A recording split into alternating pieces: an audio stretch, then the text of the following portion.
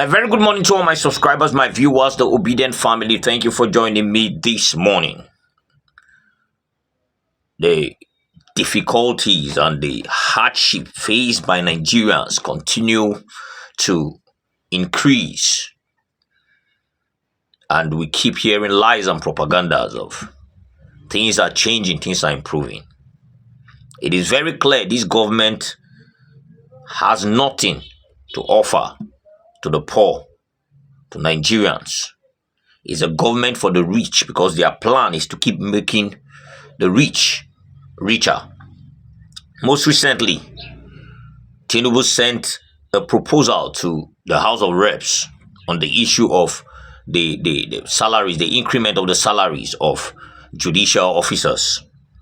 And trust me, sooner than later, the salary of the CJN will be around 5.3 million monthly. And there are Nigerians that are suffering. Minimum wage, they have been sitting on it for how many, only God knows when. They don't even know how much they want to increase it to. Because there are states that up to today, they have not been able to pay the 30,000 naira that was the old minimum wage. And they're talking about an increment. And then it has become an issue of deliberation. To understand that 500 million was actually spent for people that sat down to ask to say what this minimum wage would be like.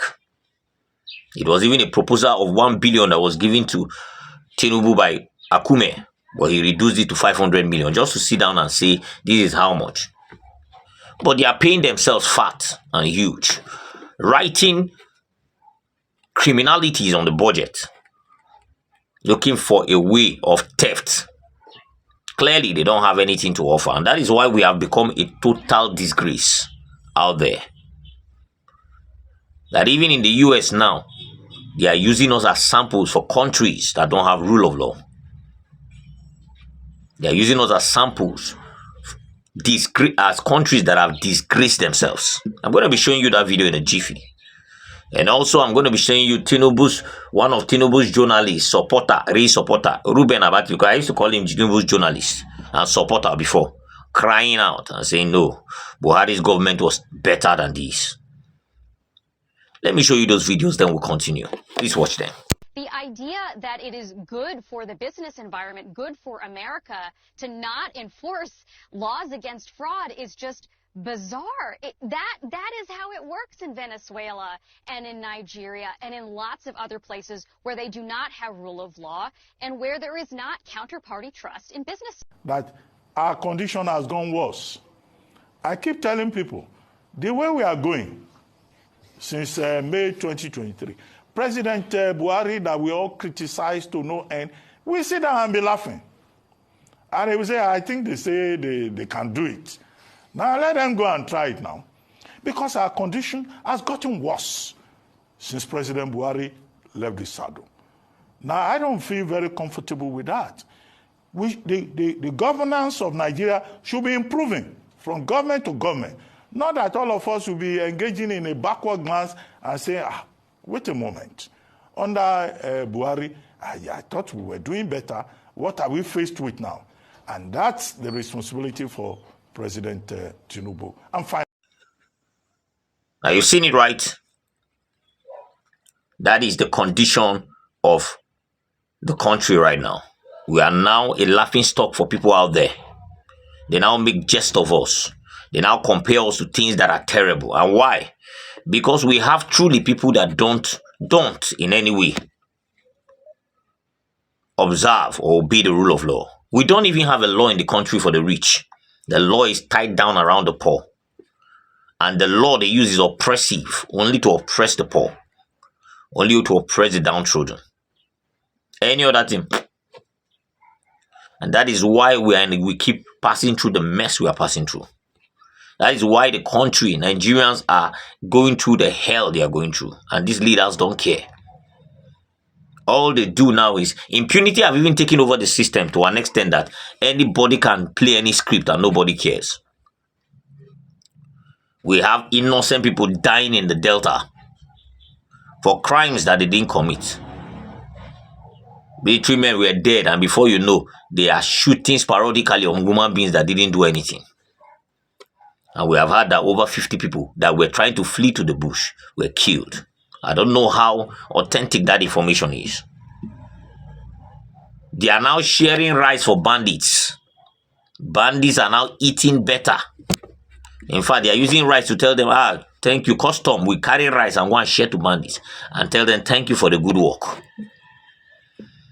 That's how messed up this country is. And you see a lot of people trying to defend this mess. There is no defense of this mess. I'm going to be showing you a couple of videos to back up this claim, because it's important we know what is really going down in the country on a daily basis, so that you understand that if you are one of those people that think that hope is coming from somewhere, hope is not coming from anywhere until we agree. We have our choices. We either throw away tribal sentiments, religious sentiments, and agree on a thing and say, no, we need to fight the corrupt system up there. Or they will keep keeping us under these shackles of poverty, because they will not want anything that will divide this country. They know if there's division, everybody will go the chop line. But wait, let me not even talk about this.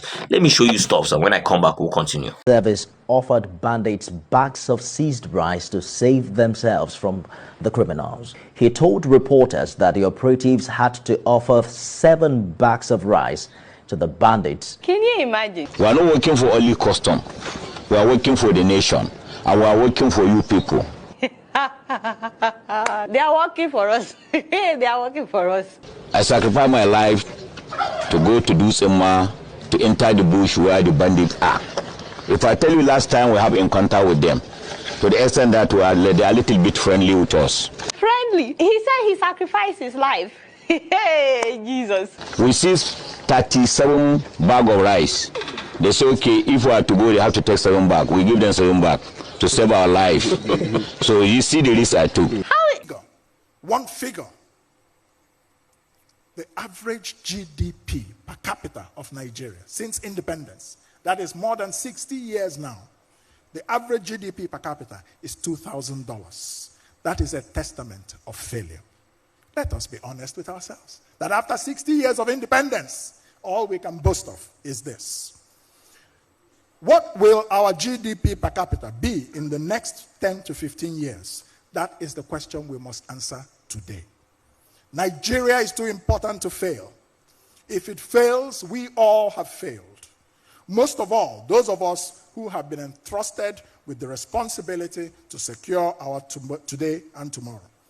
When we compare where we are today with where many other countries are, with the talents that are bound in our God-blessed country, we should have a new resolve that we are God's children too, and that we deserve a place under the sun.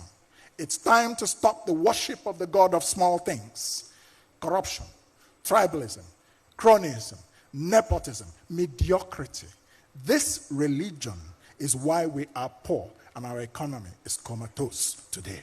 It is time for a new religion, meritocracy, strategy, discipline, competence, integrity in governance, the organizing principle. Thank you. Now you've seen it, right? And then you've heard what Kingsley Moghalu had to say about this whole thing. The video is actually a video that have been there for a while, but I had to bring it back because I needed to actually pinpoint some stuff. We are in a terrible mess in this country. And no matter how we try to run out of it, no matter how they try to come and make bogus speeches and all that, try to look for a way to salvage the situation, try to, give their own 2 cents of advice and all that. Until we, the masses, have made up our mind that we've had enough. Because a lot of us keep talking about, let them divide the country and let everybody go. Let them divide the country and let everybody go. The establishments, they will never be willing to do that. TINUBU was one person that never stood for one Nigeria before, because there are papers that actually picked his statement. But he's there now. They will never do that because they are gaining from every aspect. The criminality is all round. So they will not allow themselves to get to a place where they are subject to just certain few products that they are going to steal from. They will want to steal unanimously, generally. So anybody that thinks that is going to be a walk in the park for division of this country, you are making a mistake. What is the way forward? We have come to a place where the seed of discord has been sown too bad that we now concentrate on fighting ourselves while they up there concentrate on stealing the commonwealth of this country. And they still come down and throw those narratives to us. I keep talking about tribalism anytime I have the opportunity because that is the only thing that is keeping us where we are. Religion, tribalism, the sentiments of that, bigotry, and all that. And the problem is that we are not throwing those sentiments to the high and mighty. We are actually throwing it against each other. We concentrate on fighting each other. While the the basic things we are supposed to enjoy, we are praying for it in churches, praying for it in mosques, in the mosques and all that. And you come out and you still see bigotry. This one hates this one, that one hates that one. Go to all the social media networks, you see that thing. And the problem is that it's the downtrodden, the people that are below that are actually driving this narrative that the leaders are planted in their heads. You see somebody that cannot even feed himself come on Twitter and be making noise. And deep inside, there is nothing. He is zero. Poverty is eating him up. No wonder they say the social media is a leveler. You come out and talk and nobody knows what is happening with you deep inside. Until we unanimously agree, because the structure is built in such a way that it will never favor the Nigerian people. The rich will keep getting richer, the poor will die with hunger. And trust me, they will oppress you at the end of the day. But until we get to that point where we unite beyond these things that were sold to us of tribalism, of religion, religious sentiments and all that, and say no, let's come together and fight the real enemy, then we'll keep wallowing in poverty and slavery. Thank you for watching this video, guys. Subscribe to this channel if you haven't. Turn on the notification bell so that whenever I drop a video, you'll be the first to be notified. I'm obedient and I'm useful. I hope you are. Fingers crossed. Let's keep holding them responsible and say, hey, Panzer, God bless you. I'll see you next time.